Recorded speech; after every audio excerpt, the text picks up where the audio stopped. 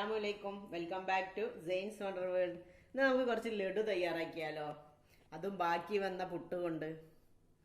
അടിപൊളി ലഡു നമുക്ക് ബാക്കി വന്ന പുട്ട് കൊണ്ട് തയ്യാറാക്കാം. അതെങ്ങനെയാണെന്ന് നമുക്ക് നോക്കാം. അതിനു മുമ്പ് എന്നും പറയുന്ന പോലെ എൻ്റെ ചാനലായ സെയിൻസ് വണ്ടർ വേൾഡ് ആദ്യമായിട്ട് കാണുന്നവരാണെങ്കിൽ സബ്സ്ക്രൈബ് ചെയ്യുക, ഫ്രണ്ട്സിനും റിലേറ്റീവ്സിനും ഷെയർ ചെയ്ത് കമൻറ്റ് ചെയ്യുക, ലൈക്ക് ചെയ്യുക. അപ്പോൾ ഇതിലേക്ക് വേണ്ട ഇൻഗ്രീഡിയൻസ് എന്തൊക്കെയാണെന്ന് നോക്കാം. ഇവിടെ ഞാൻ 3 കഷ്ണം പുട്ടെടുത്തിട്ടുണ്ട്.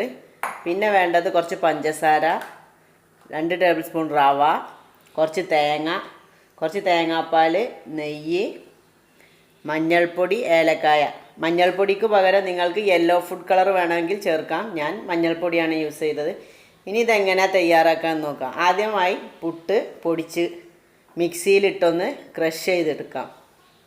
ഞാനിതൊന്ന് ക്രഷ് ചെയ്ത് വരാം. ഞാനിപ്പോൾ ഇതാ ഇങ്ങനെ ക്രഷ് ചെയ്തെടുത്തിട്ടുണ്ട്.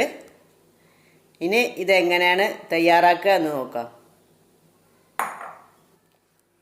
പാത്രം ചൂടായാൽ അതിലേക്ക് 1 സ്പൂൺ നെയ്യ് ഒഴിച്ച് കൊടുക്കുക. ഇത് ചൂടായി വരുമ്പോൾ ക്രഷ് ചെയ്ത് വെച്ചിരിക്കുന്ന പുട്ടുപൊടി അതിലിട്ട് ഒന്ന് വറുത്തെടുക്കാം.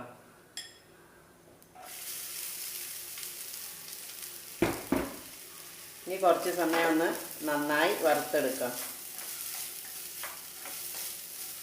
കളറ് മാറേണ്ട ആവശ്യമൊന്നുമില്ല, ചെറുതായിട്ടൊന്ന് വറുത്തെടുത്താൽ മതി.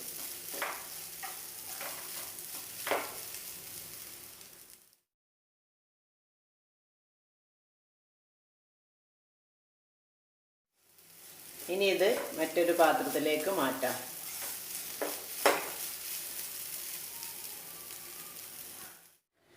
ഇനി ഇതേ പാത്രത്തിലേക്ക് തന്നെ കുറച്ചുകൂടി നെയ്യ് ഒഴിച്ച് കൊടുത്ത് 1/2 സ്പൂൺ മതി. ചൂടാവുമ്പോൾ ഇതിലേക്ക് എടുത്തു വച്ചിരിക്കുന്ന തേങ്ങാപ്പാൽ ഒഴിച്ച് കൊടുക്കുക. ഇനി ഇതിലേക്ക് തേങ്ങാപ്പാൽ ഒഴിച്ച് കൊടുക്കാം.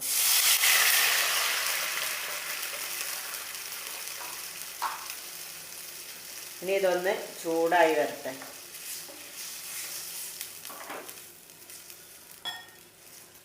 ഇതിപ്പോൾ തിളച്ച് വരാൻ തുടങ്ങുന്നുണ്ട്. ഇനി ഇതിലേക്ക് പഞ്ചസാരയും ഏലക്കായും മഞ്ഞൾപ്പൊടിയും ചേർത്ത് കൊടുക്കാം. മഞ്ഞൾപ്പൊടി കളറിന് വേണ്ടിയിട്ടാണ്. യെല്ലോ ഫുഡ് കളർ വേണമെങ്കിൽ നിങ്ങൾക്ക് ചേർക്കാം.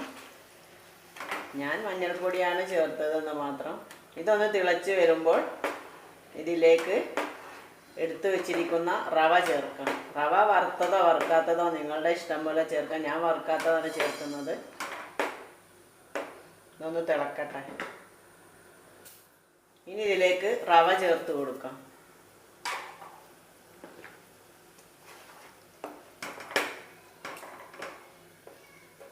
റവ കട്ട പിടിക്കാതെ നോക്കണം. ഇനി അവസാനം പുട്ടുപൊടി ചേർത്ത് കൊടുക്കാം. ഇതിലെ തേങ്ങാപ്പാലിൻ്റെയും മധുരത്തിൻ്റെ ഒക്കെ അളവ് നിങ്ങളെടുക്കുന്ന പുട്ടിനനുസരിച്ച് മാറ്റം വരുത്താം. ഇനി ഇത് നന്നായി ഇളക്കിക്കൊണ്ടിരിക്കുക. ഇതിലെ വെള്ളമൊക്കെ പോയി കുറുകി വരണം. കുറുകി വരുമ്പോൾ 1 സ്പൂൺ നെയ്യ് കൂടി ചേർത്ത് കൊടുക്കണം.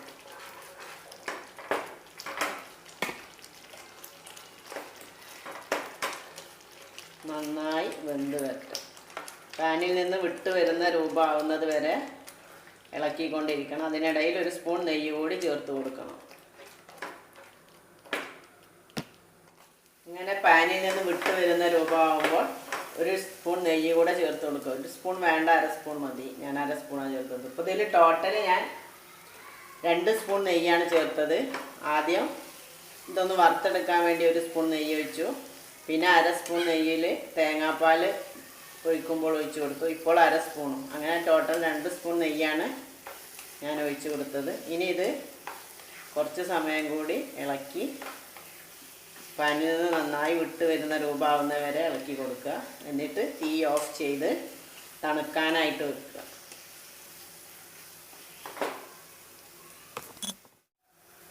ഇപ്പോൾ ഇത് റെഡിയായി വന്നിട്ടുണ്ട്. പാത്രത്തിൽ നിന്നൊക്കെ വിട്ട് നല്ല ഉഷാറായി വന്നാണ്. ഇനി ഇതൊന്ന് ചൂടാറട്ടെ. അതുവരെ ഇതിവിടെ കിടക്കട്ടെ. ചൂടാറിയതിന് ശേഷം ഉരുളകളാക്കി എടുക്കാം. ഇപ്പോൾ ഇത് പാകത്തിന് ചൂടാറി വന്നിട്ടുണ്ട്. ഇനി നമുക്ക് ഓരോ ഉരുളകളാക്കി എടുക്കാം.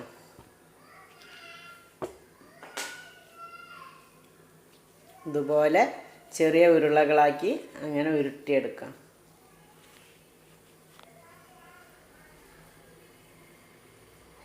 ഇനി ഇത് എടുത്തു വച്ചിരിക്കുന്ന തേങ്ങയിലൊന്ന് റോൾ ചെയ്ത് ഡെക്കറേറ്റ് ചെയ്യാം.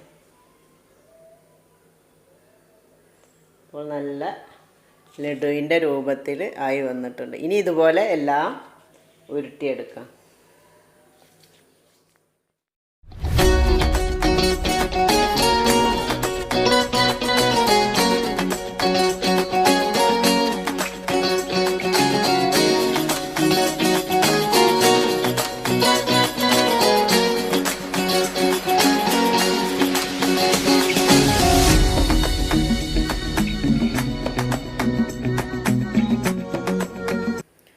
അങ്ങനെ അടിപൊളി ലഡു ഇവിടെ റെഡി ആയിട്ടുണ്ട്. ആരും പറയില്ല അത് പുട്ടുകൊണ്ട് ഉണ്ടാക്കിയതാണെന്ന്.